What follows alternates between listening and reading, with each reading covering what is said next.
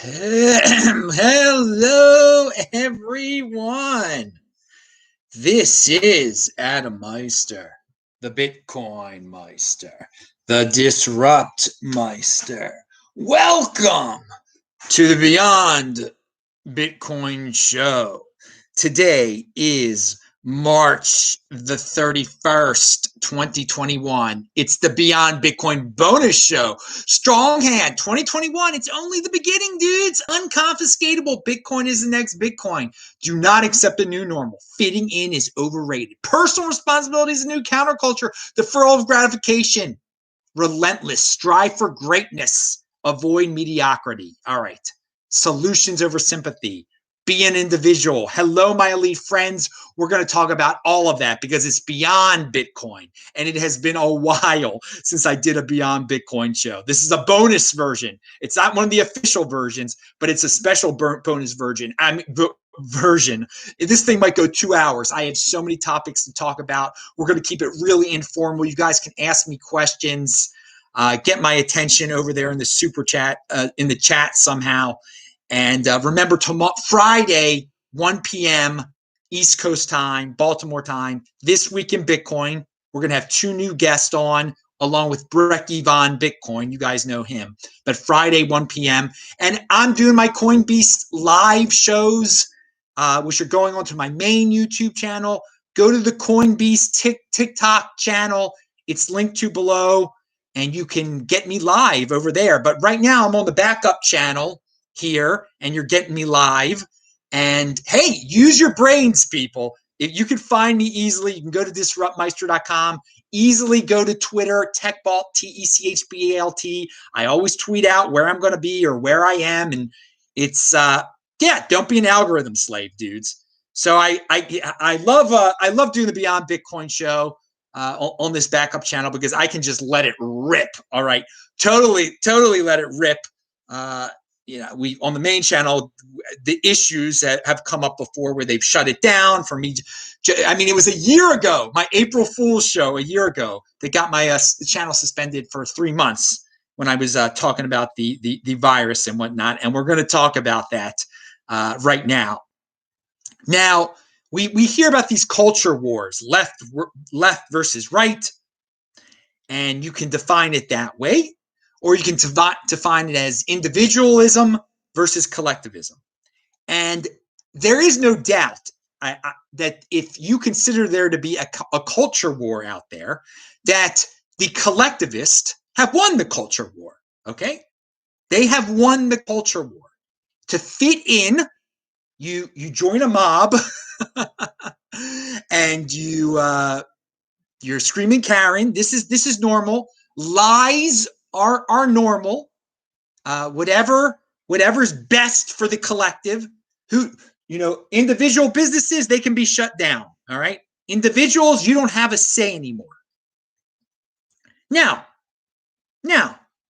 and yes, the culture is made up of lies and fear and emotion and a total lack of reason, which comes with collectivism and this emotionalism. Okay. But just because individualism has lost the culture war doesn't mean that you cannot thrive in the freaking counterculture, baby, because personal responsibility is the new counterculture. All right.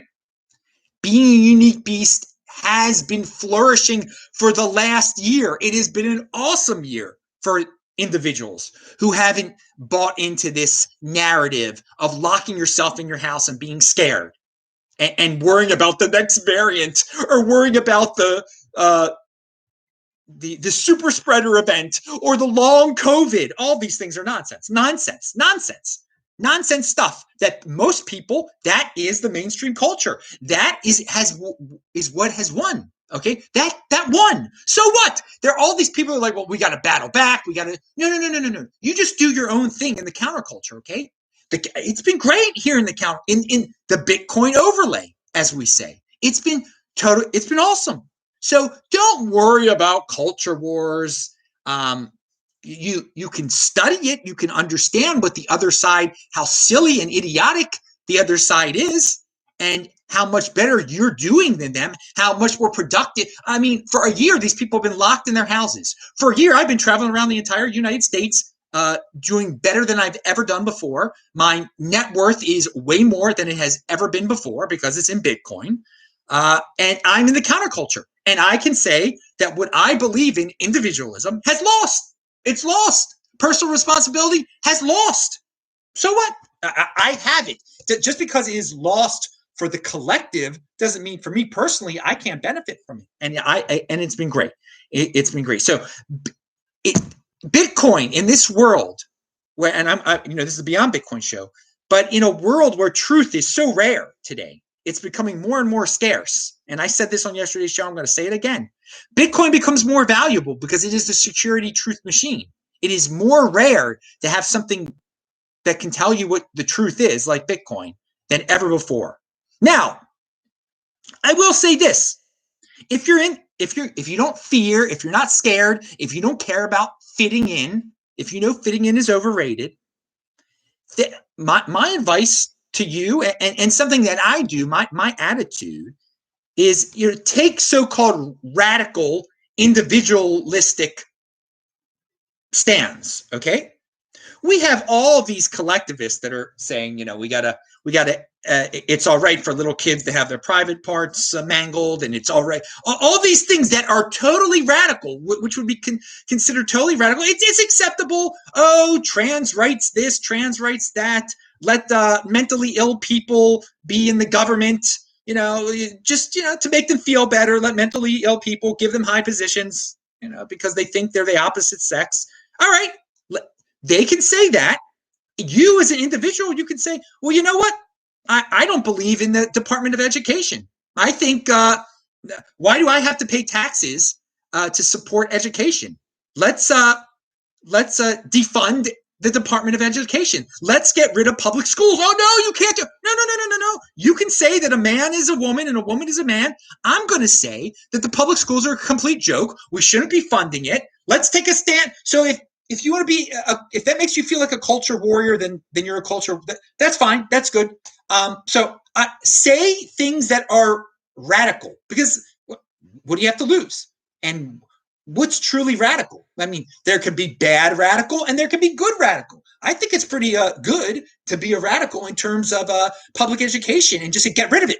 I mean, get rid of it. It's just a way to speak the truth. That these teachers, it's a way for the unions to make a lot of money, to lazy teachers who teach nothing but garbage. This is part of the reason that the culture war has been won by the collectivists, is because what the public education system is teaching the children. All right, that this is normal, to be scared, to be 3 feet apart, to not breathe on someone, and to not understand what an immune system is. I mean, that's what's going on in education today. So I'm going to straight up say it's a joke. Get rid of it. Why should we be paying for it? I'll keep on saying. I mean, maybe I'll make a series of shows about it. Maybe you can do that. I don't know. Be a unique beast. Speak up against it. Now, all right, pound that like button and open debate. Many people will just try to shut me down. No, you can't even bring it up. You can't even bring it up that schools shouldn't exist. That we should have. If you're 16 years old, if you're tired of this, sitting in a jail all day, they shouldn't have to go to school. Why should they have to go? But no. On the side that has won the culture war, the collectivists, there is no open debate anymore. I stand for open debate. You can. I'm very willing for you to say things that are against my religion, say things that are against my race. Say, okay, let's have a debate about it. Let's talk about it. Let's both side. Let's put it all out there. Let's not hide anything. All right. But most people's feelings get hurt these days, and they can't take the other side. They're kitties. All right. I don't want to say the bad word, but it starts with a P. Most people are peas today. They can't take an open debate, and they're pathetic. So my advice, if you're dealing with someone that can't take an open debate, just leave them in the garbage and, hang around people that can have open, honest intellectual debates. And there are people like that on the internet, Ben Shapiro, plenty of people you can follow that I talk about, Yaron Brook. Just go away from, don't waste your time on the screaming Karens, all right? You only have so much time in the world today. So separation of state and ideas. That's something that Yaron Brooks says. I like that a lot. And yeah, the state shouldn't be promoting ideas. That's not the state's job. The government's job is just to, it's not to favor one idea over and over. Oh, we're going to teach critical race theory. What is it? Okay, you're going to be racist against white people. No, you don't. This is not. It's about protecting individual freedom. That's all the government is supposed to do. Not teach ideas, favor ideas, have biased hiring practices, because that's discrimination. That's not protecting individual rights right there. Now, you as an individual, you can discriminate against whoever you want to. All right. If you don't want to deal with mentally ill people, then you don't have to. All right. Now, something that okay, let's go back to I see people are saying things in the chat. All right. In motion. All right. Good. And 1, 2, 3 Snowscope, you typed in Bitcoin Meister. You got to type in Proud Zionist Jude for me to see it. It can be argued that Bitcoin is the only source of pure truth on the planet. It could be argued that, actually. I asked myself, what is that truth worth? It's worth a lot more than the price now. Few understand this. Yeah, so Dan Tapiero said it was worth at least $1 trillion back in the day. And of course, it's gotten there. And I have said a security truth machine's got to be worth more than the freaking most valuable company on earth, which is Apple, which is worth $2.2 trillion. So it's got to be more than that. Yeah, but truth is getting more and more rare these days. It's a scarce commodity, and Bitcoin is where the truth is. Gary, yes, thank you for saying this is a great show. And Nano Joe loves the shirt. This is made by the great Barry in New Zealand. And it's just a special shirt he made for me. You can't actually send anyone big. This malfunctioned.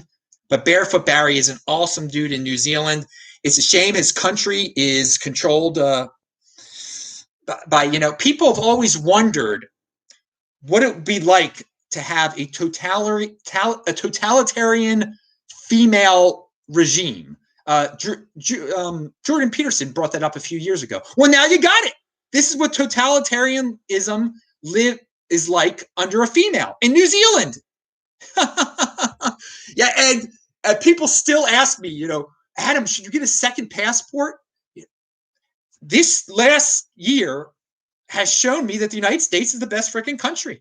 New Zealand's great. People used to say, I've been to New Zealand. It's beautiful there. But look what can happen in New Zealand when they don't have the freaking Second Amendment. She couldn't get away with this if they had the Second Amendment there. Jacinta.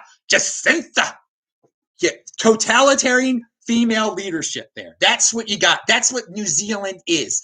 Look how good New Zealand's doing. Look how good New Zealand's doing. Look how good Florida's doing. All right. Look at the freedom we have. And that's the thing. So, no, I don't need a second passport. I got the best freaking passport in the world. I'm in the best freaking country in the world. This is the United States of America right now. What's going on in the other countries, they have not been. Now, in certain states, it's been a pain in the tuchus, like California, okay? It's been a pain in the. And so you leave it. There are 50 different options here, okay? 50 different options. And Florida is standing its ground. And, standing its ground. Speaking about the Second Amendment. South Dakota standing its ground. And no, the second, for all you people, so that's the line in the sand right there.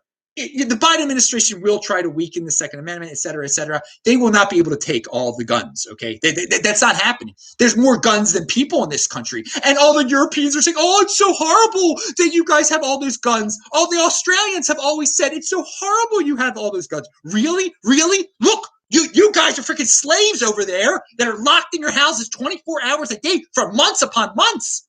Look at you, you weak peas. That's what you have been this entire time. And us, we've been living. If you wanted to in the United States, like me, for this last year, you could have lived a totally normal life. In those other countries, it was impossible. They had cops beating you down. In Canada, even, they had cops beating you down. And That's the basis of the Second Amendment there. And that's a real man. Don't let some woman in the United States tell you, oh, the guns are so dangerous. Oh, look what happened in Colorado. Look what happened here. Look what happened there. All right? There are wackos out there. And first of all, you women crying about what happened in Colorado and whatever, and who don't want to deal with wackos. All right, you're the ones that promote these wackos in the government who think they're men, who think they're women that are really men. That's normal to you. So in a world where we have, in a country where we accept mental illness, where women think they're men and men think they're women, of course there's going to be mentally ill, deranged people that go over everything like that. If we actually addressed real mental illness, and it starts with addressing women who think they're men and men who just say, you feel bad for these people. And there are not too many of them, actually. Most of it is media driven right now. There are men that are born as boys. They try to destroy their private parts. That is a serious problem. That is a serious problem. But most of what you see going on today is just people who want attention. And like the one from Pennsylvania who's now high up, I don't know what that guy's name is, who's an ugly looking man who grows long hair, who Biden's handlers put in there, because every little group has to be satisfied in the United States now in government. But you don't have to play with that. They will not be able to get their whole giant woke agenda in there, because the bottom line is the Second Amendment prevents all that. There comes a point where if they come to take your children away, to chop off their private parts, they're going to get a nice present from the guy in West Texas. Okay, so you guys in the other countries, fine. Don't have your Second Amendment. You do it your way. You be cucks over there, and let your government tell you what to do. And we'll do it our way in the United States. And you could say, oh, we don't have these mass shootings. We don't have this. Okay, you do it. You be slaves over there, and we'll do our thing over here. It's fine. And so no, I don't need a second passport because I have the Second Amendment. Pound that like button. And I seriously think everyone should really study what happens when governments have the power to just use force over their people without any way of the people to fight back. Now, Harry Growler said, do you believe state representation should be allowed by citizens with dual citizenship?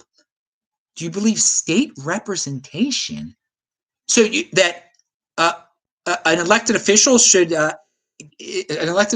be allowed to have dual citizenship? Not the president. The president shouldn't be allowed to have dual citizenship. And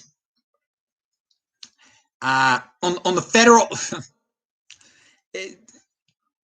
on the state level, like if you're in the Maryland State House and you still have a Canadian passport, I don't think that's bad per se.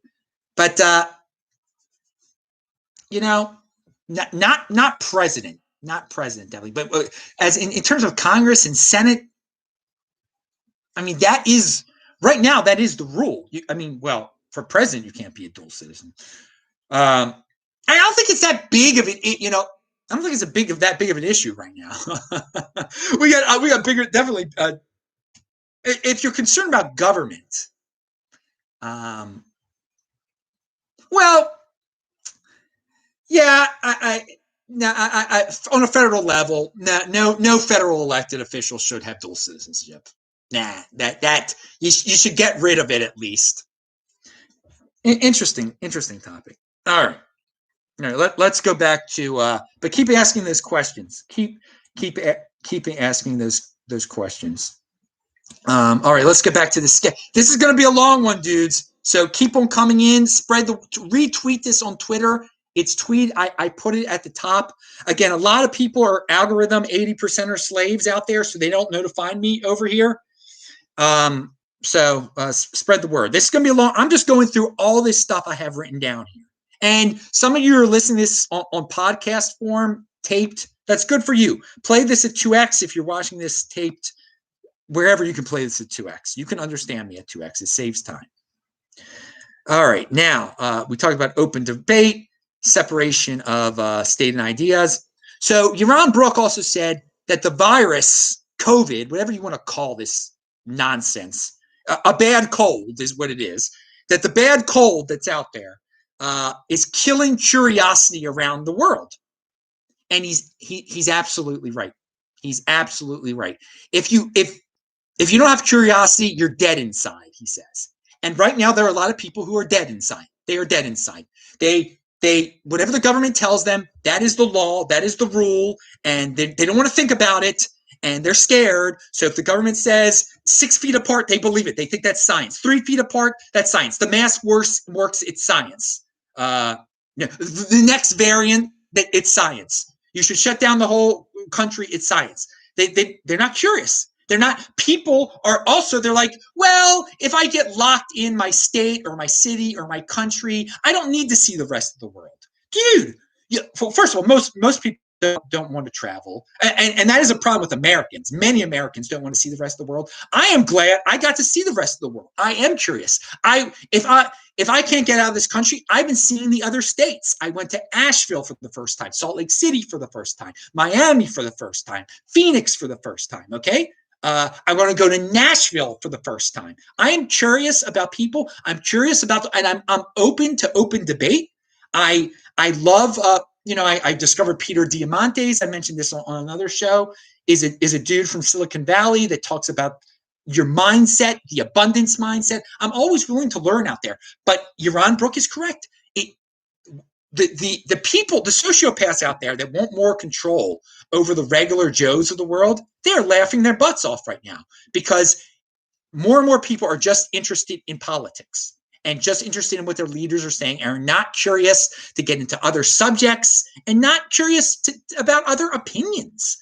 So indeed, this last year has helped kill curiosity in the 80 percenters. But if you're a 20 percenter and you're willing to think, you've learned quite a lot. You've seen the power of fear, and you've seen how a virus that is not that serious, well, it's not serious at all for healthy people, has just shaken the foundations of civilization for the 80 percenters. Now, being curious, and people are just like, they're guilty until proven innocent. Everyone is willing to consider themselves guilty of having a disease before, and that's not the way life is. It's innocent until proven guilty, but everything's been turned topsy-turvy here. So you're supposed to think that your mom's got the virus, your kids have the virus, your friends have the virus, so you got to be scared of everyone, and it's not even a bad virus, but for healthy people.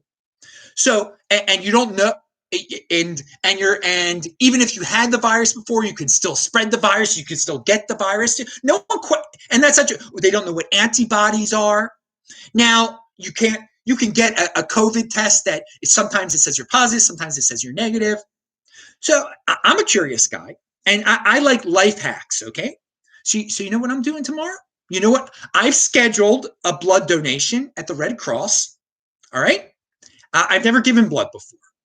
And they give you an antibody test. They test your blood for COVID antibodies.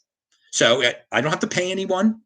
And I'm curious. I'm curious to know if I've already had this disease. Now, if it comes back that I have COVID antibodies, I'm going to put a screenshot of it there. I'm immune. And you can't get, I'm not going to give you anything, and I can't get anything from you. And maybe I'll carry around a little piece of paper if anyone ever tries to yell at me or something like that. But still, there are so many people out there that want to take a vaccine without doing the research if they've already had it. Because if you already have the freaking antibodies, you're naturally vaccinated against this stupid thing that people shouldn't even be worried about. That young people should. So I'm curious. That's my life hack, and apparently, and it's good to give blood. I mean, people do need blood and everything. So I'll be doing that tomorrow in the Baltimore area, in Owings Mills, actually. And we'll see. Hopefully everything goes well with that, and we shall see. But it will be very interesting if I don't have any COVID antibodies. Basically, it means I live my entire life like I usually do, and I didn't get any virus. Imagine that. Very, very odd. Such a scary virus. Now, but perhaps I did. We're going to see. We're going to see if I got the antibodies or not. And there is, there's some natural immunity people have to it, but maybe that's what I have, or cross immunity from other coronaviruses. Maybe that's why I didn't get it. Or maybe I had it. Now, this woman, another woman, Rochelle Walensky, she's that CDC director. She warned of impending doom, and she started crying in her little impending doom. This is bureaucracy. They don't pick competent people. We're in a post-competent world. They pick an emotional woman with connections. Or who knows? Who knows what her qualifications were? No qualifications. If you pick the best person, you're not going to have someone who cries and panics. Okay? This is what's setting the tone. That's what the government wants. They want people that are going to spread the fear. So this Rochelle Walensky, pathetic. But this is what is normal today. We need to have a woman for this job. We already have too many white guys, so let's just have a woman. And she goes out on national TV and says impending doom, or on national internet, whatever it was. What's the exact word?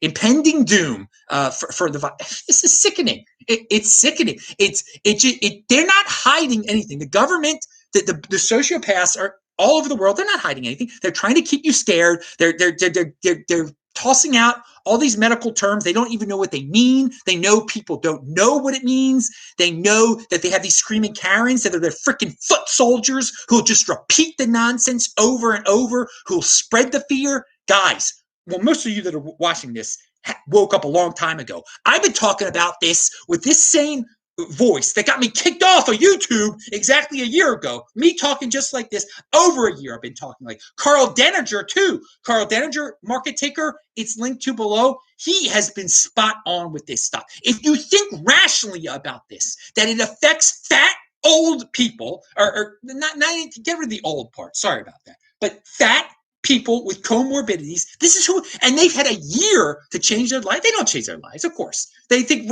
they're just going to rely on the Rochelle Walenskys of the world, or the guy who thinks he's a woman in her department or whatever. Or there's probably multiple ones there. They're just hired. People are just hired because they don't understand that they're a man. That gets you hired in the government. That's why you want to be as far away from government as possible. And it's such a reminder that you believe this stuff.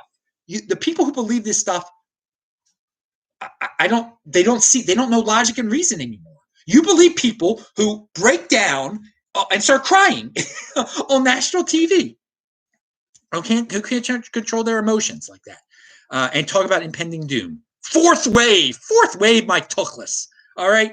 Go to Miami if you want to see the fourth wave. The fourth wave is coming in onto the freaking beach, all right? And it was beautiful to be in Miami. Here in Baltimore, I'm around people. All I hear is people talking about this stupid thing. It dominates people's lives. It's sad. They wasted a year of their lives. All right, let's see if there are other questions over there.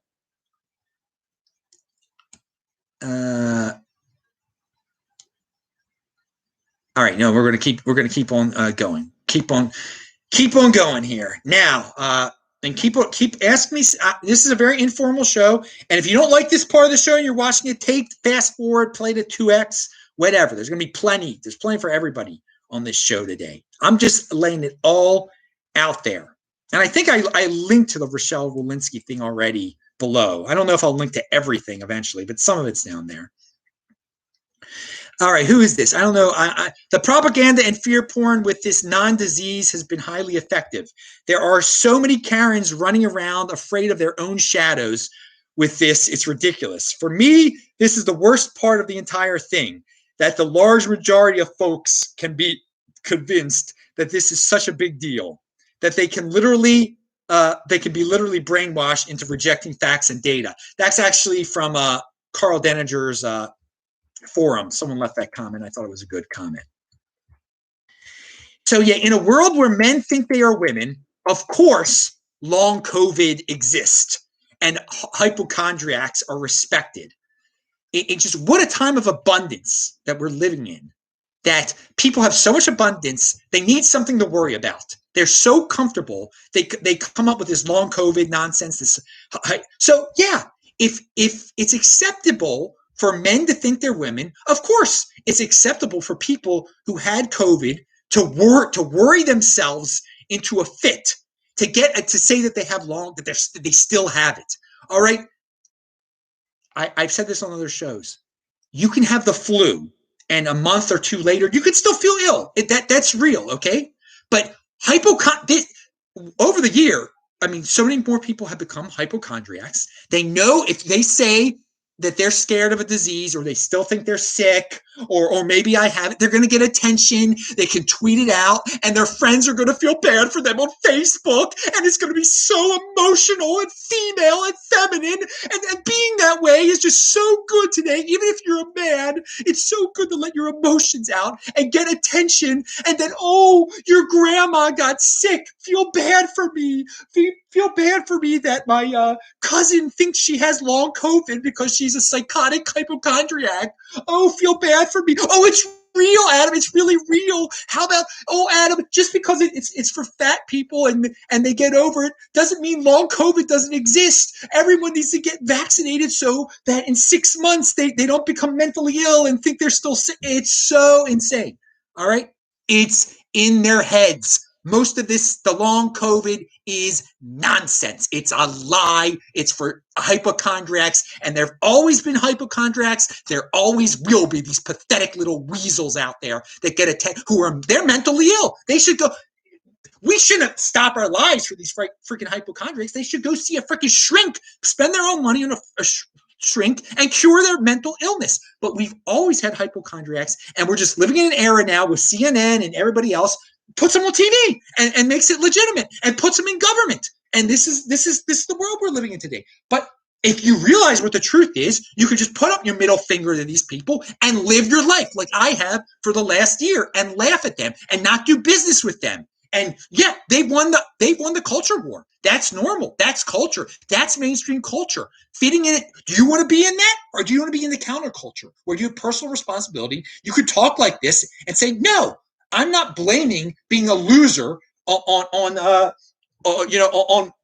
not blaming my if you're a loser, if you haven't had a good year or whatever, on being a hypochondriac. All right, I'm not using that as an excuse. I am just going to live my life and not be scared. All right. Now, what else do we have here?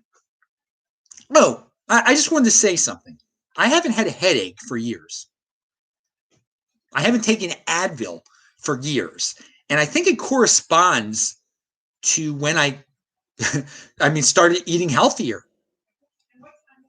So I just say, I know a lot of people have headaches. A lot of people take Advil when they get headaches. I don't get headaches at all. We're talking, and then some people that have headaches, they become hypochondriacs. They think they have a deadly virus.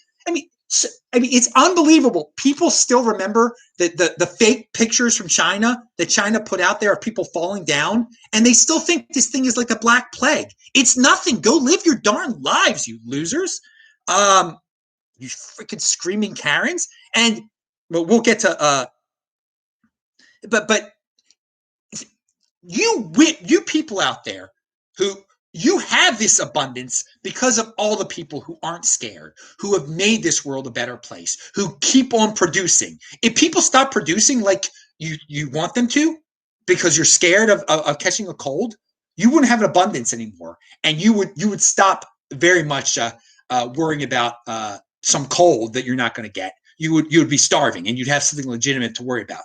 But we are way beyond that point where any American is starving, all right, or any Westerner is starving. That is how great the abundance is, and because of that, we have people that just become mentally ill, worrying about stupid things that they shouldn't be worrying about.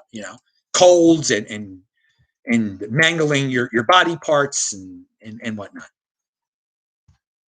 So what is this Denninger said? Yeah, I linked to a new CDC study finds that nearly 80% of the people hospitalized for the virus were overweight or obese. Okay, we've known this for a while, but now even the CDC puts it out there. But people ignore that. People ignore that. It's so what if I'm fat? I can't do anything about it. And no, I know my cousin's best friend's mother's sister was totally healthy person, and they had long COVID. I mean, yeah, whatever. All right. People don't understand statistics. There are anomalies out there. I mean, I know something I've learned very well through the last year is, of course, most people don't understand numbers and statistics. That's why they don't get into Bitcoin. That's why they have fun staying poor. All right. That's why they keep spending. That's why they think it's great to get a $2,000 check from Uncle Joe or Uncle Don or whatever. And they think that's going to cure their freaking problems. The more checks that are written out to these losers, these 80%ers, the more they spend. And the less they don't have any assets. The smart people have been getting assets this entire time.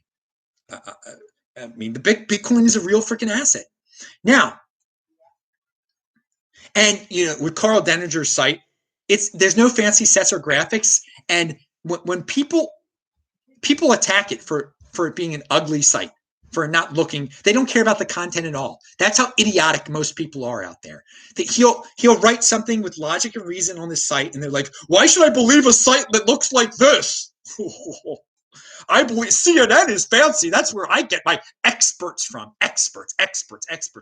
Everyone that keeps on falling for this expert line. It is such a mindless line. They deem someone an expert. You're supposed to worship them and bow down to them. Use your own freaking heads. You're smart enough to be your own freaking expert and take care of your own body. And as I predicted, people are bragging about getting the vaccine. They're showing pictures of themselves getting the vaccine. Oh, it's amazing. Young people under 40 years old were so scared they were locked, and now they have their vaccine and they sort of feel better, but they're still wearing their masks. What cucks? What total cucks? So many people have become out there, and feel free to call it out. Call out what they are. They're nothing but cucks. They're nothing but pansies. That they thought they're 30 years old, perfectly healthy, and they're showing pictures of themselves. Just showing so proud that they got their unproven vaccine. Good luck, guys. Good luck. Now, we've got this George Floyd case out there, and I've seen female representatives and some guys, but the females have really stuck up in my mind. They're like, it's so obvious what has happened. Guilty until proven innocent. All of this emotional, non-rule of law stuff. Okay, guys, I know it obviously it looked horrible, but we have a system. I mean, there is law and order. You don't want to live in a society of mob rule where you're guilty until proven innocent. All right, there's a process, rule of law, and if you don't believe in it, and if you promote the other side, mob rule, mob just emotion, one day it's going to come for you. One day it's going to come for you. And there's going to be a mob that says, oh, no, you're guilty. And you're going, no, let me prove my case. No, that's not the way we do things anymore. You don't prove your case anymore. You're guilty. Time to go to the gallows. You don't, that's when these emotional people get on TV. I mean, that's the slippery slope. That's how it ends. All right. They're stupid. They don't understand. They're impulsive. They want more power. They're using groups and collectivism to increase, pit one group against another and to take away more and more individual freedom. You lose your individual freedom when you promote these narratives of like guilty until proven innocent. It's so obvious. And if the way I think it is supposed to turn out doesn't happen, then everyone is justified to go crazy. No, just because you feel something, let the truth come out. But yeah, most people don't care about truth. They care about emotions. They care about impulsively getting people stirred up so they can have one little victory. And people live through this stuff. People, and I'm going to talk about this on another show, but it's like a scoreboard. Like, oh, my group won. Because this trial went a certain way, my group won. What do you get from that? What do you get from that when you follow these sagas so much and it's like a game to you and you end up winning when your female politician, has a zinger or something like that? What is that? I call it an anti-asset. It's an anti-asset. It makes you poorer. You've wasted so much time, so much productive time, and you've acquired an anti-asset, which is just something that lives in the ether, something you can brag about. Okay, and it's done nothing. It's brought you down. It's made you, I mean, less competent. It's unbelievably enough, if that's possible for some people. But yeah, I acquire assets. 80%ers acquire anti-assets. And they're the ones that cry about the wealth inequality. Because if you keep on acquiring anti-assets and I keep on acquiring assets, yeah, of course you're falling further and further behind me. But you love it. You love it. You love living through these people. You love these cases. You love what, and people have brought up on CNN now. They don't have the death ticker anymore to show how many people have died of the virus, because they're covering this. And if everyone remembers, back in June and in May, or in May of last year, when we had the riots, everyone forgot about the virus then. So many people just pick up whatever the mainstream narrative is. They do not think. All right. Yeah. And, it is funny. And here, super spreader, another BS term. What's it really mean to have a super spreader event? A bunch of 20-somethings get together at a concert and they all get some cold that they didn't know they had, and then they become immune to it. And then, they won't be able to spread it to any fat person because they won't be able to catch it again. And I mean, this super spreader thing is just a word that people toss around to try to guilt and shame young people for living normal lives. It's BS.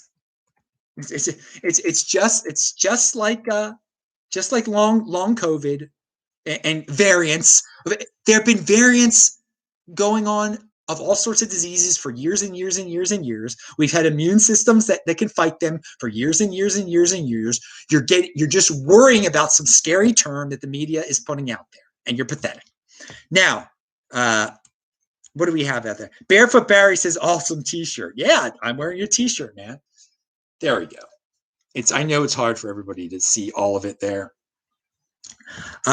Super spreader is like that one zombie on Left 4 Dead 2 that infects more people. Ha ha ha. Well, it is like a freaking movie, a fake movie. Yeah, exactly. UBI is going to make people dependent on the government. Oh, it is. It already has. These checks have already, these $2,000, whatever they are, $1,400 checks. People are begging for more. Oh, yeah. Fat people LARPing that they were interested in health. Now, something that I had in my notes that you just reminded me of, but I didn't put in this new section of notes. There was that Cosmo or cover that shows morbidly obese women that says this is healthy. And this is acceptable. You can't say that these disgusting fat women, they say that's healthy. That's the backward world we're living in. If you look like those women, yeah, of course, you could die of the virus. You could die of the flu, in fact. So call out stuff like that. Don't participate in the main. That is mainstream culture. When Cosmo puts on morbidly obese women and says, that's normal, that's healthy. They say that's legitimately healthy, and then you believe these same magazines that tell you that long COVID exists and all this, and that you should lock yourself in your house. What a backward world. If you use your head, you'd be like, why am I listening to any institution, any publication, any media source that says what clearly is totally unhealthy and disgusting? 400-pound women, 300-pound women is disgusting. And I'm sorry if you're in that situation. And I hope you get yourself straight. I hope you lose weight. You can lose weight. You can do it. You can do it. You cut out the carbs. Let me have this water. You got to have a little bit more water in the next 24 hours before I have my blood drawn here. All right, let's. And ivermectin. Have you guys heard about ivermectin? It's a drug that's been around for a while. It apparently stops the if you have the virus, it stops it. All right, they don't even need these shots. I mean, all you need is ivermectin. But there's no money in ivermectin, and it's too easy, and you can't get rid of a president because of ivermectin. Our previous president, Trump, he was an idiot. He should have just said, we have alternative things out there. I'm not participating in this vaccine thing. I'm not participating in this. But he himself wanted to fit in. I mean, people are like, oh, there was a grand conspiracy against the president. They tried to take him down with the virus and everything. No, the virus is real. It's not that scary. He bought into it being scary. So, I mean, he brought his own doom. So they did what they had to do. If he would have drawn a line in the sand, he still would have been president. But hey, you don't live through these dudes here. But what I'm trying to bring up is that, yeah, ivermectin, it's much safer than putting a shot in your arm. You don't know what's going to happen to you in 10 years. It's not really a vaccine. It's a way to, because a vaccine produces, you take it, you're not getting the thing. All right. You're not getting it. These whatever this stuff is, it messes with your RNA. I'm not going to get into all the specifics and everything, but it's a newfangled experiment that people are calling a vaccine, and it might work. I don't know, but they don't know. I mean, I don't know how any woman planning to have children would take this thing. If you still plan to be, and if you're a parent and you want your like prepubescent daughter to take this, you have no idea what's going to do to her over the long run in terms of your grandchildren, what they're going to turn out looking like. And you're saying, well, Adam, maybe you're blowing this all out of proportion. You don't know. Well, I do know this, that your teenage daughter, if she gets the virus and she gets antibodies, she's not going to die, and she's going to have normal children. I mean, so the threat to of the virus is not. Why would you risk your life, your future, your gonads on something when the alternative is just getting the virus and nothing's going to happen to you? You probably won't even know that you had the virus, and you're going to have the natural antibodies that they say you're going to get from taking the shot. So Saifedean says, if your stupid masks work, you don't need me to wear one. If staying home works, you don't need me to stay home. If your vaccine works, you don't need me to take one. The only possible reason to force them on others is that you're a despicable, subhuman, violent, brainwashed idiot. Pound that like button. One survey says 42% of Americans now consider themselves germaphobes, and that's pathetic. All right. Now, I don't know if it's really that high, but it's clearly pretty high. We have the media was promoting this girl, a Massachusetts 18-year-old girl turned in her family after recognizing her mom, uncle, and aunt amidst the Capitol rioters last week. So yeah, it's cool. It's cool to turn in to snitch on your family members when you see them at the Capitol. Don't ask them questions. Don't ask them what they were doing there. Just tell them. Because you could tweet it out to social media, and all the woke people who support BLM will be like, oh, you're so awesome for turning in your own family members to the government. You're such a good compliant slave. Now, I do want to point out one thing here. It's very interesting for you white people who are into, you feeling bad for being white and hating yourself for being white and think you're doing good things for black people by telling on white people. Have you ever lived in a black community? I mean, I've lived in a black community in Reservoir Hill in Baltimore. And have you ever actually met a black person, talked to a black person, and understood some of the black culture that's out there? And I'm not saying this is good culture, but it's out there. Do you know what happens in black culture when you snitch? I mean, in a lot of the times, what happens? Just perhaps you should investigate that situation when you think you're being such a good, white fragility type of person helping. Be a freaking individual. Take care of your own family. Take care of yourselves. Don't worry about making the black person complaining on TV about hating white people, making him happy. He's obsessed with race. All right, you don't be obsessed with race. Judge a person by who they are. All right. And but I'm just saying, in the different cultures that are out there in America, there's a lot of different ways of looking at snitching, and a lot of different things that happen to you when you do snitch. And I will tell you something. I do have to say, in the African American culture in the United States, snitching to the government. I mean, yeah, it's a very bad precedent. So I mean, some take it a little too far. What the punishment is for snitching, but just becoming a compliant bootlicker—that's what snitching is. That is the road. So I commend the people who who are against compliant bootlicking, and that is part of what snitching is. Oh, I'm going to tell my own parents. I mean, it's just like during World War II in certain countries. It was illegal to hide Jews, so go snitch on your neighbor that's hiding a Jew, because that's the way it is. It's all or your cousin was hiding a Jew. Well, why not just tell on your cousin, because the government says it's wrong to hide Jews. The government is always right. The government's, whatever the government classifies as a scary virus, they're right. Jews, we were considered a scary virus by the governments during World War II. All right, and people didn't want to use their heads. They didn't. Well, if the government says they're vermin, then they're vermin. Obviously, I got to go with what the government says, and that's what we have today. Oh, it's a very, very bad virus out there. It can kill you. It's vermin. Wear this compliant thing on your face. I mean, it's a yellow star on your face. It's disgusting. Now, what do we have here? Shapiro. The term experts, this was in a Shapiro comment section, Ben Shapiro comment section. The term experts and trust the science are beginning to mean less and less.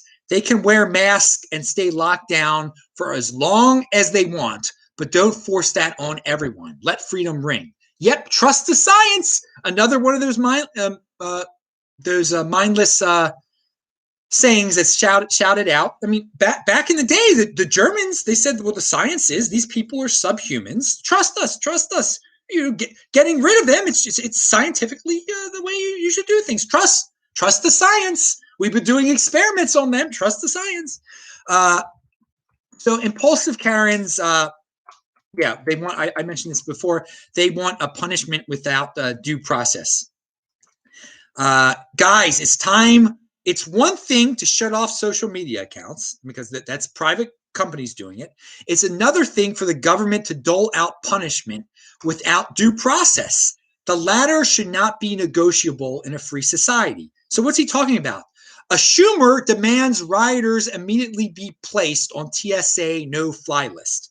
Now, Schumer isn't a woman. He's not a woman. He's actually a Jewish man. And he still, even though, he knows what happened in Europe and everything without due process back in the day. He says, no, you're guilty until proven innocent. The rioters, they don't deserve a trial. They don't deserve due process. They should be put on no-fly list. If you were in D.C., you should be on a no-fly list if you were around for the riot. All right. I just can't believe that there are certain people. I've overheard phone conversations. I can't believe that all they're talking about is the vaccine and the virus. It's unbelievable. They haven't heard the first thing about Bitcoin. They haven't heard. They don't think they can travel. They don't know. I mean, people are going on vacation. People are living their lives. Going to Florida. It's beautiful.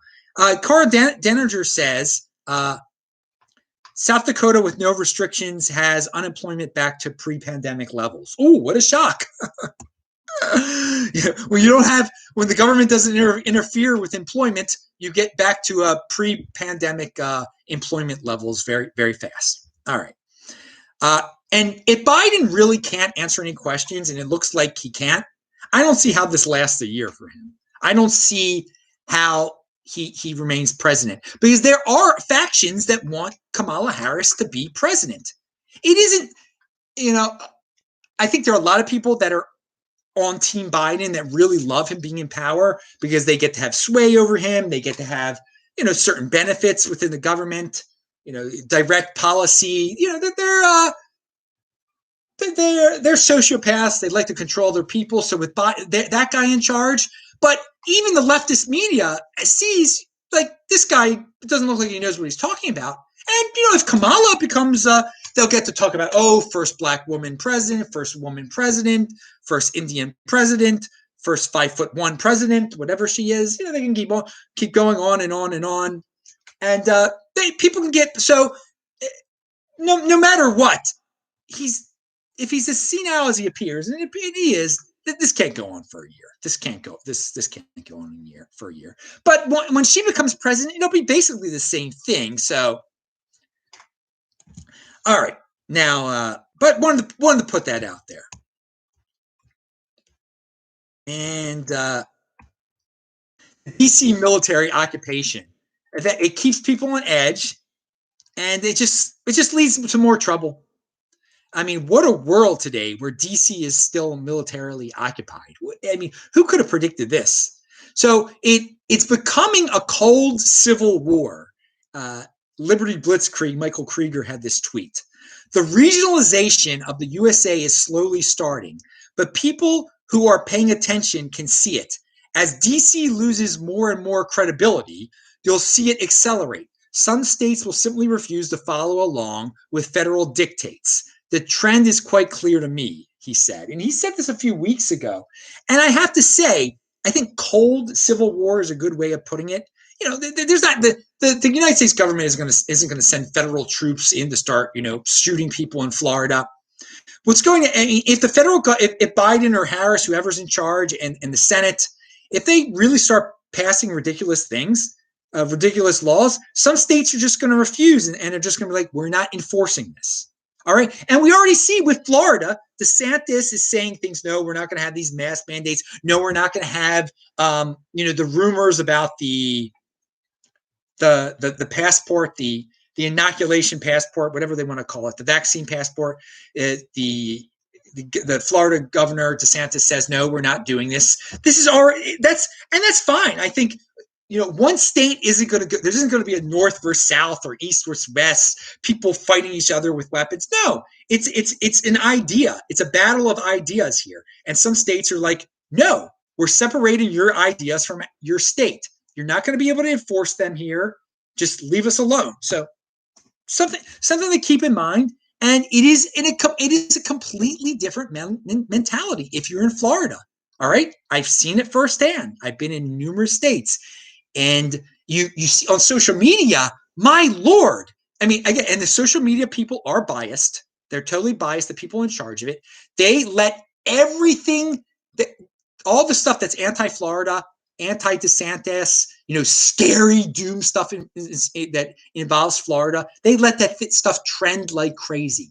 It's lies. It's nothing but lies. The story they pick up, but they're free to do this. You have to use your own brain and think for yourself and be like, well, wait a second. Here are the statistics.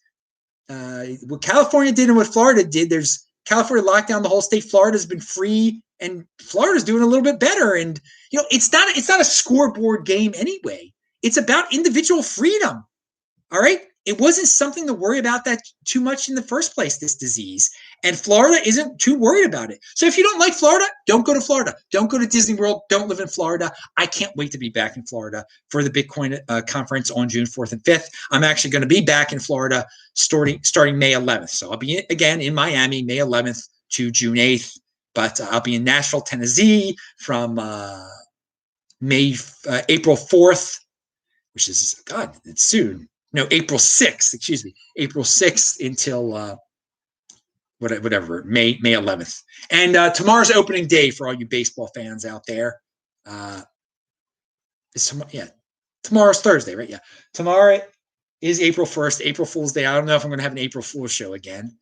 Maybe I'll have time for one. I don't know.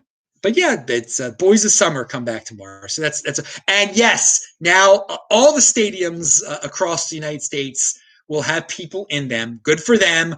And in Texas, in Arlington, the Rangers, I think, are going to it's going to be full capacity. There's no reason why any stadium should not be full capacity. And of course, the Blue Jays will be playing in Florida because Canadians are such cucks that they're not allowing the Blue Jays to play up there. I mean, you can't have a baseball game in Toronto. It's pathetic. I know we have some Canadians watching this right now, actually. Roman Q says, it's no longer the Biden administration. It's officially the Biden-Harris administration. I think it's the first time an administration has named it like this. Obvious what's coming. It is obvious what's coming. It's obvious what's coming. And I still do want to warn people that if something does, if it's not a smooth transition, he should just, say, I'm not feeling well. I'm going to let her take over. But he's so old and decrepit, he could have an event, a sudden event. And just the way some people panic, there could be a financial panic for a day or two. Okay, I mentioned this on another show before. So if it's a sudden change in leadership, we haven't experienced that where it's sudden since Kennedy. Okay, when Nixon left office, it wasn't sudden. Everybody knew what was going to happen. But if he had an aneurysm all of a sudden, that's very sudden, and that would be there would be some financial panic. You would have nothing. It would just be a blip, but some people would still sell their precious Bitcoin. All right. Yes, my province is super cuck, says crypto miner Kevin. Where are you in Ontario? What province are you in? I would love to know which province is British Columbia the most cucked province? Is it British Columbia, Quebec, or Ontario? What is the worst in Canada? Please tell me. I know that Alberta should freaking secede from Canada. That's a province I loved being in back in 2018. Those people are free thinkers over there. People in Alberta generally are not like people. I mean, again, it's individuals. I just people, but the aura in Alberta is much different than the aura in Ontario or something, or in whatchamacallit in British Columbia. And then look, are you Canadians? Are you in Saskatchewan? That's the most cut. I would think they're in freedom, man. They're one of the ones that have talked about. Yeah, Alberta is the Texas of Canada, says Roman Q. Yes, it is. I said that I thought Edmonton was the Alston of Canada in a way. It's a shame. The federal government in Canada can set policy in a much more direct way than in the United States. States have many more rights, much more freedom than provinces do, is what I'm trying to say. And it's a shame that no matter what province you're in, you're suffering under the federal government of Canada. And I hope all you Canadians are impressed by this American talking Canadian provinces and Canadian government, and your pathetic prime minister. Build back better. Build back. I can't do a Canadian accent, but even our pathetic president has said "build back better," which is this mindless Klaus Schwab fascist. It's a fascist freaking statement. Because it's economic fascism. They pick winners and losers, who's essential, who's not. And they try to say it's capitalism. No, that's not capitalism. All right, going back to my scheduled thing. Someone had a hashtag, Great Revolt. I'd like that hashtag. How can anyone send their kids to government schools at this point, by the way? I don't know. So, yeah, separations of ideas and state. Bitcoin is anti-chaos. And here's another excuse that everyone likes to implement their fascist policies of, like, we can't have opposition to this. They just say, we are in a pandemic. It is an excuse for all government overreach. You guys know it. We are in the midst of a pandemic. Every bit of government overreach that's going on out there, that's what they put out there, these leaders. Every little thing they say, no, we can do this because we're in a pandemic. Call them out on it and pound that like button. Play this at 2x. Here's a tweet. I see many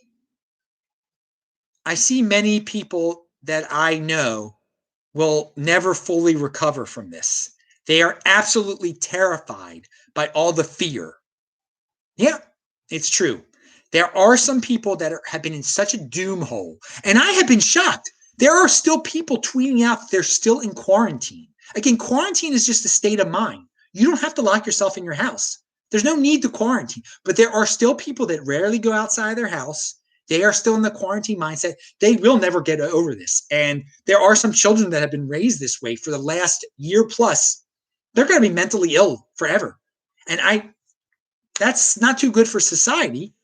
For those of us who are in the Bitcoin overlay, you just flick those people aside and you take the product. You're productive when they're not productive. If they don't want to be productive, you take up the slack right there and compete, don't complain. That's one less bit of competition for you to be richer and for them to complain in the future about wealth inequality and income inequality. And I just wonder with some of the people out there, when will this end? When will you go back to normal? Because there are people that take the vaccine and they're still wearing a mask. When are you going to be able to live your life in a normal way? And I don't think most people have an answer. Like what are they going to have to do? Have Biden go on TV and say, everything is okay. You can forget about it now. Move on. And I think for some people that would work, but for some people that won't even work. They don't even realize how deep down this doom hole they are. And it's so funny because some of these people are the same people that made fun of all the guys that have, that always have thought the end of the world is coming. They call them incels. They say they're conspiracy theorists. But these people have believed the biggest conspiracy of them all. And they're stuck in their own little holes. And yeah, it's very, very interesting. Just being a doomer, a right-wing doomer, a left-wing doomer, being in any sort of panic prison, being, if it's brought on by the media and some sickness, or being brought on by you being envious of other people, or you're racist or whatever. It's all bad. You're a loser if you're in a doom, whatever. If you're in a doom hole and you're obsessed with doom and you're not productive and you're sad and you don't realize what a golden age this is, and then you don't realize that the abundance that's out there allows you to live in this doom world, allows you to quarantine yourself. Where things are so bad that you could lock yourself in your house for a year and physically still be healthy. You're still eating. You've gained 27 pounds of weight. I've heard that there's that the average. I don't know if it's average, but a huge chunk of Americans have, on average, have gained like 27 pounds of weight. That's huge, man. That's the type of abundance you could live in. But, being fat isn't healthy. I mean, I've said that a million times. But having the ability to gain 27 pounds or whatever it is in a year, it just shows you how lucky you are and how wealthy you freaking are. And you just don't get it. All right. We lower rents in New York City. What is this? New York City's falling rents or luring bargain hunters to their dream city. Basically, this was a promo to convince people that New York City is normal, and that, hey, even though New York City, things are closed and it's not what it once was, and there's lockdowns and there's this and that, come on over. It's cheaper than it was before. I wouldn't want to deal with that. That wouldn't tempt me to go to New York now. New York has become one of the weakest cities in the United States. One of the most pathetic cities in the United States right now. Just what they've done and the government interference. So what if the rents are cheaper? I don't want to be a slave to the 6'6", whatever that dude's name is. I forgot what his name is. De Blasio. All right. So let's see. Alberta is okay. We said I love using the line "I'm pro-choice," applying the phrase to masks and untested vaccines. Yeah, it makes mask cucks squirm. Yeah, you use their own word there. That's a great idea. Say, yeah, I'm pro-choice. I'm pro-choice. I'm pro-choice. If you want to wear a mask, wear a mask. If you want to wear a vaccine, get a vaccine. Get a vaccine. I'm fine. I'm fine with it, dude. Just don't worry about what I do. If the masks are so helpful and the vaccine's so helpful, then you're totally safe. And I guess I'm going to die, and you're going to flourish. Okay, great. All right, now back to the regular scheduled program here. Oh, we're going through everything. Carl Denninger said the vaccine is an obedience test. I would say it's also an intelligence test. Oh, no, that was from the comments. He didn't say that. The vaccine is an obedience test. I would say it is also an intelligence test. Yeah, that's a good way of putting it. All right, we talked about Kamala and Biden. Yeah, so again, people, go out and live your lives. Do not believe the hype. Don't believe the panic porn. And this is funny. There are all these doctors and so-called experts who specialize in pandemics. And so this is their Super Bowl, okay? What's been going on. So of course they're going to stretch it out for as long as possible. Finally, they're useful. Finally, they can go on TV and just show how smart they are. So no, they don't want this to end. They're going to exaggerate this for as long as possible. What is this here? We got people in the government are collectivists. I mean, they are the people who choose security over freedom every time. Their point of view is for the good of the rest of the country. Just remember that, okay? These are the people who will always choose so-called security over freedom and liberty every time. That's what these government bureaucrats are about, for the good of the country. Dude, that's not what this is. It's about, this country is about for the good of the individual. Remember that. They're supposed to be protecting individual freedom. They have lost that. They have lost that. They're just like, security for the country, for the good of the, it's fascism, for the good of the country. We choose what is essential and what is not. So I do wonder with the vaccine supply and demand, we do have people that are trying to make it seem like it's, well, first of all, the bureaucracy has made it difficult for certain people to get it. But I do really wonder if there are, if you desperately want it, if there really are any shortages, and just the people that are screaming about the shortages are just the people who are promoting it. And just that's a way to encourage people to get it. Because the bigger question is, in the end of the day, what percent of the people will never take it? All right? Because there'll be a point where there's zero demand for it.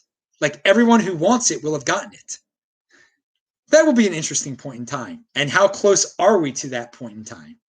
I mean, I will never take it. Of course I'll never take it. I've never taken a flu vaccine. And it's just as, for me, it would be just like getting the flu at worst, I guess. So I've never wanted a flu vaccine. I just told you before, I haven't taken an Advil like in 10 years. I don't take things. I use natural ways of getting better. I have an immune system. Now, it's very interesting that the mainstream media and certain parts of the alternative liberal media, they love to talk about how wealthy people in Silicon Valley, and Silicon Valley people in particular, they love to talk about microdosing on LSD. And, LSD is an illegal drug, okay? There are plenty of illegal drugs that the rich in Silicon Valley love to talk about taking, ayahuasca, blah, blah, blah, blah, blah, and how great it expanded their mind, and it's their body, their choice. They're free to experiment with all sorts of alternative health methods. And you know what? I don't care. They should be able to microdose on it. If they want to do that stuff to themselves, let them do that. But these are the same cucks that are like, no, the regular people shouldn't be able to use ivermectin.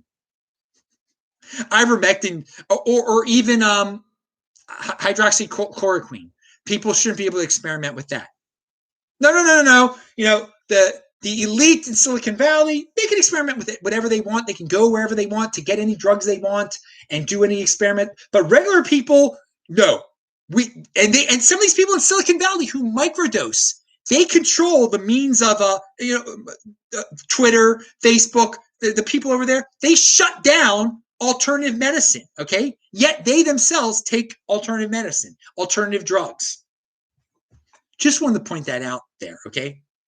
There were a lot of people that thought the GameStop thing was the beginning of a revolution. And I said, it'll just be like the Occupy Wall Street. People will forget it. People love living in a comfortable dystopia. No, it was, no, there wasn't a big financial overturning of the world with GameStop. If you don't like the financial system, opt in the Bitcoin, because in the regular financial system, the people playing that GameStop game are going to get crushed in the long run. Okay, the hedge funds, they win. All right, they've got smart guys over there. If you don't play on their turf, but play where the true big boys play in Bitcoin, where the government does not pick winners and losers and creates regulations that favor one person or another. It is the security truth machine. There's an article, and I might have mentioned this before. I want to mention again. I'll link to it below, and it just shows you when people try to say that they're poor still, and you've got all these people complaining about the wealth gap. In 1985, it would cost $32 million to create a cell phone, a smartphone that we have today. The smartphones that we pay like $100, I don't know how much they cost, 200, 100. I got mine for free. All right.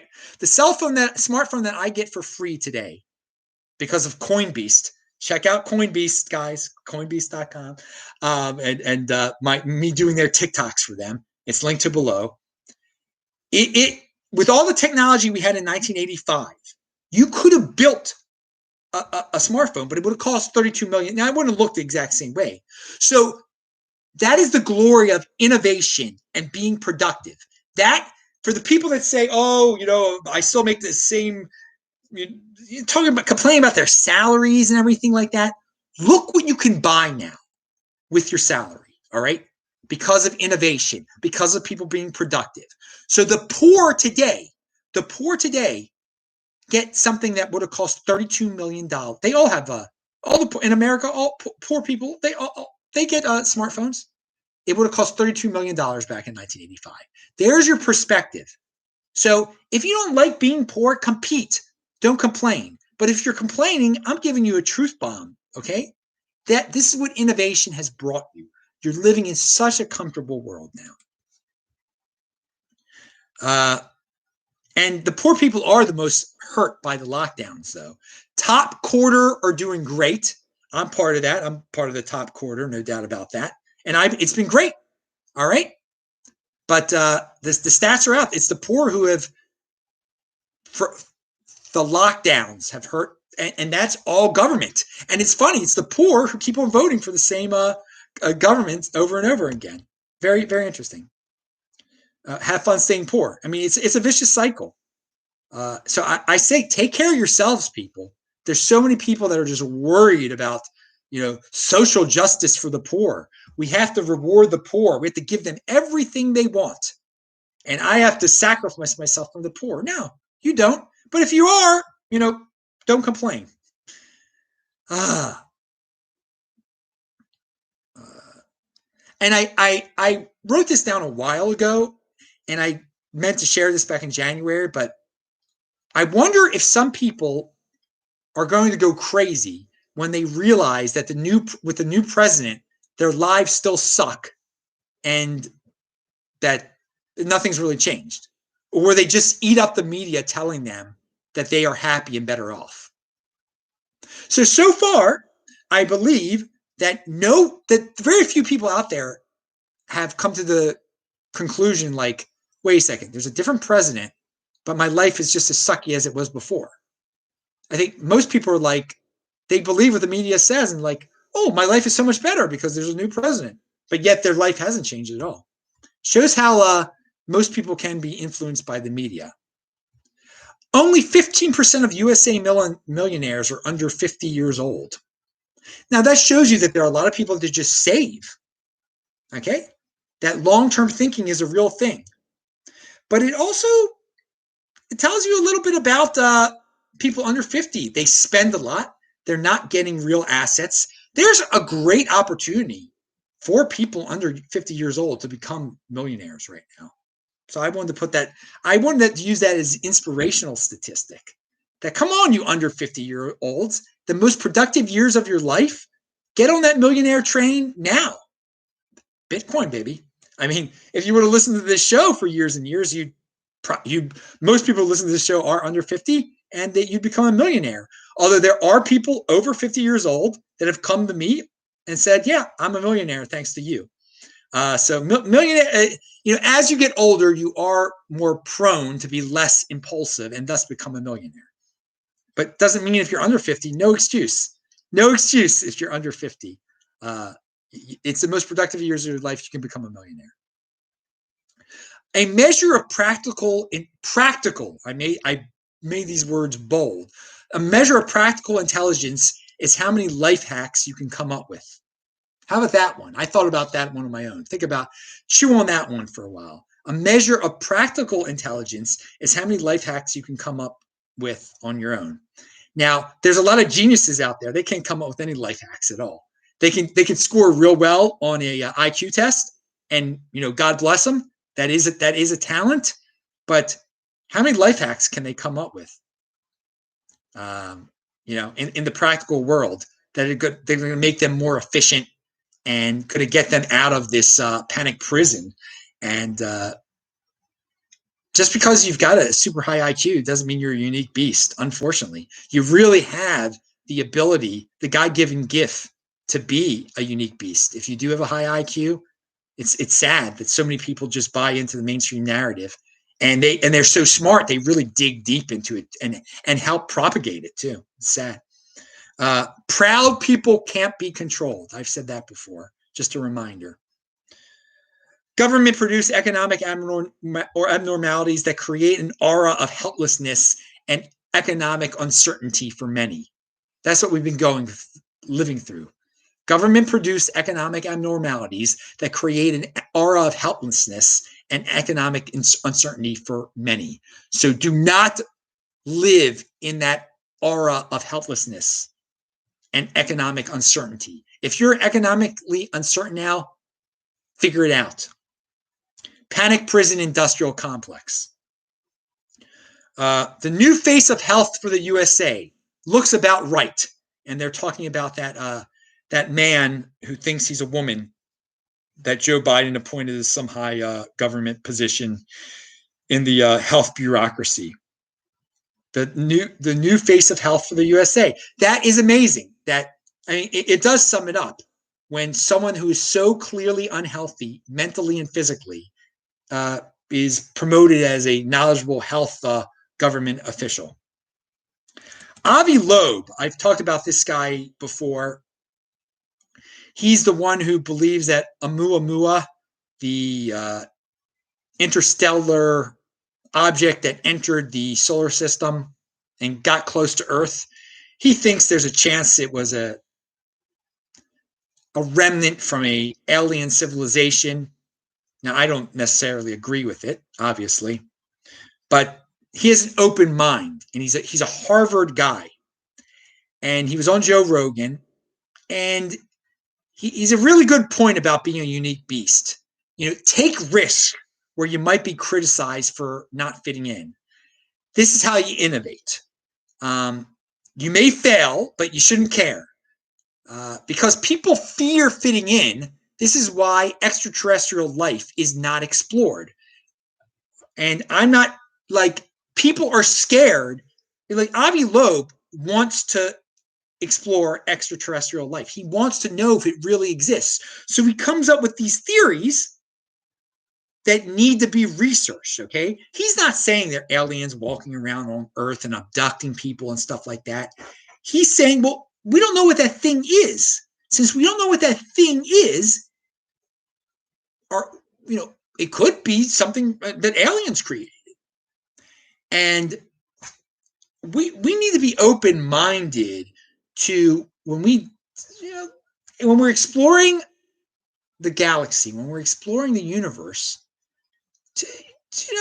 there could be life out there. Let's look for life out there and come up with theories that might offend some people. Be a unique beast about it. But general astronomy, and they don't want to deal with this. I mean, there's a pretty hardcore element that they don't want to open their mind to in all sorts of fields out there. There is a certain rigidity out there. And I'm not saying, be contrarian for the sake of being contrarian. I'm saying come up with some, logical aspects that aren't being explored in your field. Okay. And he's talking about something that others are ashamed to talk about for some reason. I mean, the universe is gigantic. That there might be aliens out there, it's not that crazy. So why shouldn't we have creative ways of looking for them? And it's similar with the something that I've seen in the Bitcoin Inquisition. Like, if I talk about crypto dividends, like, no one talks about crypto dividends. No one talks about this aspect of Bitcoin where you can get interest on your Bitcoin, because it involves altcoins. It involves people forking off from Bitcoin and having airdrops. So you can't talk about it. You can't explore that. And you can't get people wealthier because of that. You just have to ignore it. Ignore something that's out there. So I'm not about fitting in, just like he's not about fitting in. And I thought of a creative way of looking at forks and airdrops, crypto dividends, because there's all these people who insult Bitcoin, saying it's not a legitimate asset class because there's no interest involved. Well, there is interest through the crypto dividend process. Okay, I just tied some really diverse things together there, but hey, why not? Wim Hof talks about he can will his body organs to do and cure certain issues, okay? So what's he really talking about there? He's talking about the placebo effect, really. So you can, and I wouldn't recommend doing this, but I mean, if you have the right mindset, I mean, that's what the placebo effect is. You think you're getting a pill that's going to make you feel better, and then you feel better, but it's nothing but salt. So the placebo effect is a thing. Mind over matter can be something that's very real. So have a positive mindset. It doesn't hurt. It does not hurt. All right, I'm not going to talk about the variance again. We've gone over that. Glenn Greenwald, I definitely do not agree with Glenn Greenwald on everything, but there's an opinion. You can if you read someone like that, you open your mind. Okay, open debate, and he is definitely a guy that's in for open debate. And he pointed out media hated the military on the streets in the summer.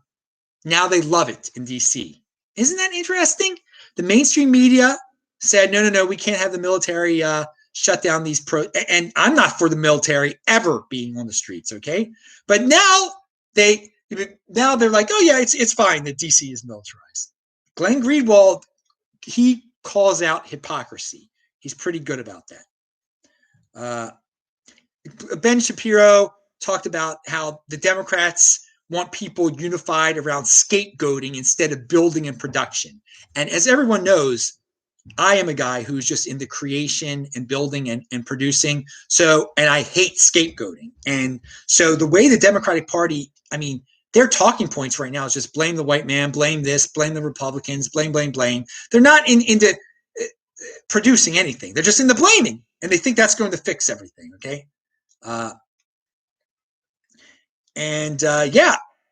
Call out those scapegoaters. Compete, don't complain. Personal responsibility is the new counterculture.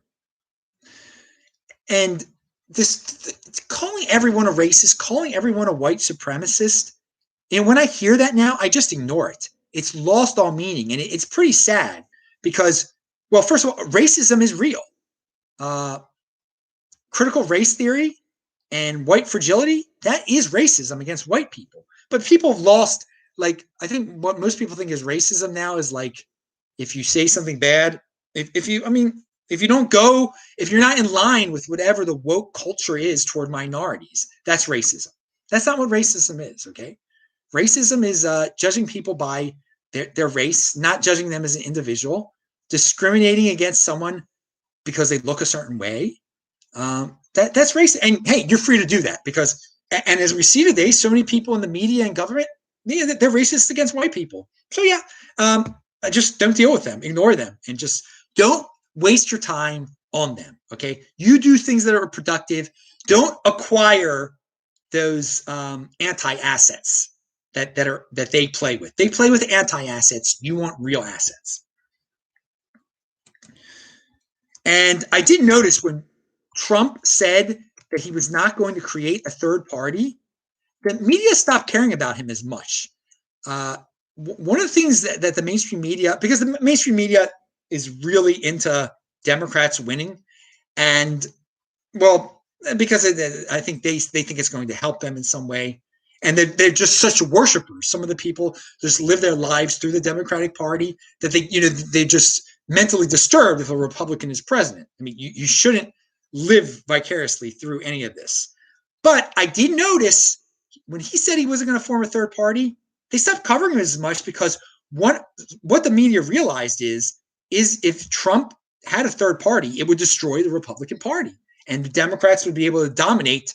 Who knows? I mean, all sorts of domination on all sorts of levels, the state level, federal level, the president, Congress, Senate, et cetera, et cetera. So that was a good move on his part, by the way, to just cut it off right there and not have people wondering for.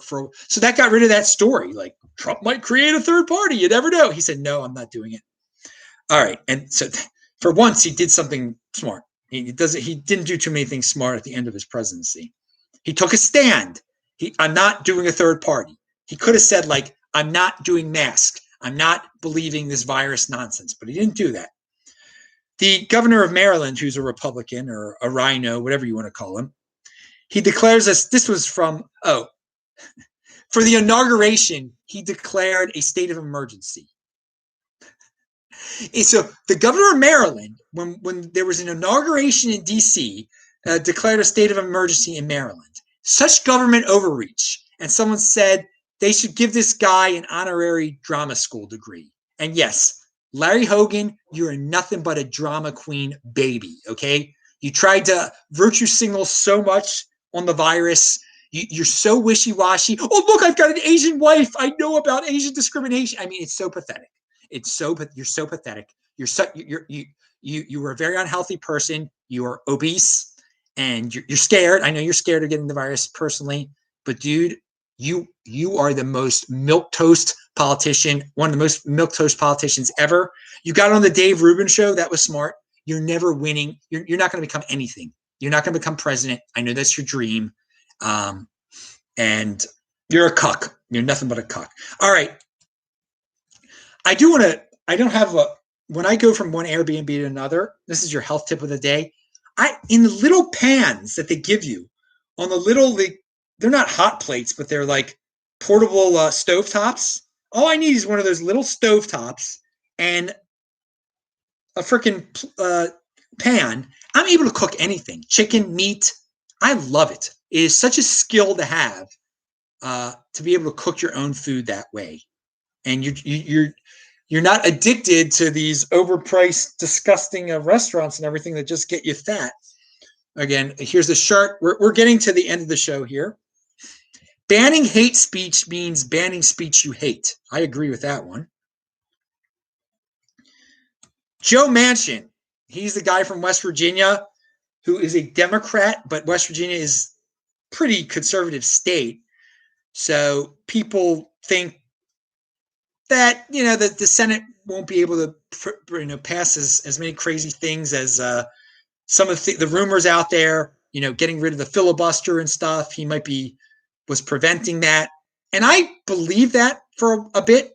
But I gotta say, he said he was idiot enough to say that they should expel Ted Cruz.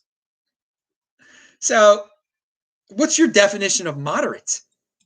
I mean, should one an elected official from one state say, you know what?